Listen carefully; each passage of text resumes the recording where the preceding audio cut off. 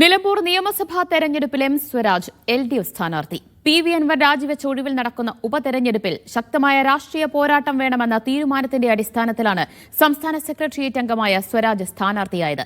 നാളെ രാവിലെ മണ്ഡലത്തിലെത്തുന്ന സ്വരാജിന് വൻ സ്വീകരണമാണ് LDF ഒരുക്കുന്നത്. വർഷങ്ങൾക്ക് ശേഷമാണ് പാർട്ടി ചിഹ്നത്തിൽ നിലമ്പൂരിലേക്ക് ഒരു സ്ഥാനാർത്ഥി എത്തുന്നത്.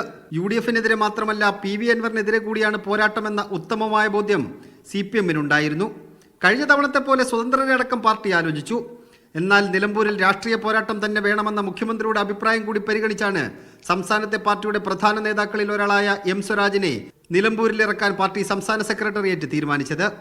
ഇന്ന് പാർട്ടി സംസ്ഥാന സെക്രട്ടേറിയറ്റിന്റെ ഭാഗമായിട്ട് പ്രവർത്തിക്കുന്ന സഖാവ് സ്വരാജ് ഈ രാഷ്ട്രീയ പോരാട്ടത്തിന്റെ മുമ്പിൽ നിർത്തി പോരാട്ടം നയിക്കണം എന്ന് തന്നെയാണ് പാർട്ടി ഉദ്ദേശിക്കുന്നത്.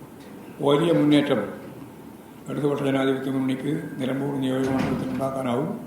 സെക്രട്ടേറിയറ്റ് യോഗത്തിൽ പങ്കെടുത്ത് നാളെ രാവിലെ തിരികെ എത്തുന്ന എം സ്വരാജിന് നിലമ്പൂർ റെയിൽവേ സ്റ്റേഷനിലും ടൗണിലും വൻ സ്വീകരണമാണ് LDF പ്രവർത്തകർ ഒരുക്കുന്നത്.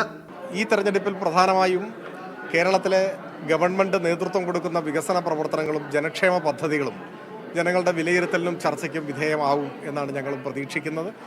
കേരളത്തിലെ ഗവൺമെൻറ്റിൻ്റെ തുടർച്ചയ്ക്കുള്ള ഒരു തുടക്കമായി നിലമ്പൂരിലെ തെരഞ്ഞെടുപ്പ് മാറും എന്ന ഉറച്ച പ്രതീക്ഷയാണ് ഞങ്ങൾക്കുള്ളത്.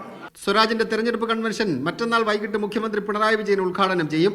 സംസ്ഥാന സെക്രട്ടേറിയറ്റ്, സംസ്ഥാന കമ്മിറ്റി അംഗങ്ങളെല്ലാം മണ്ഡലത്തിൽ കേന്ദ്രീകരിക്കാനുള്ള നിർദ്ദേശം പാർട്ടി നൽകിയിട്ടുണ്ട്. LDF-ന്റെ സകല സംവിധാനവും അടുത്ത 3 ആഴ്ചക്കാലം നിലമ്പൂരിൽ കേന്ദ്രീകരിക്കാനാണ് തീരുമാനം. മീഡിയ 1 നിലമ്പൂർ.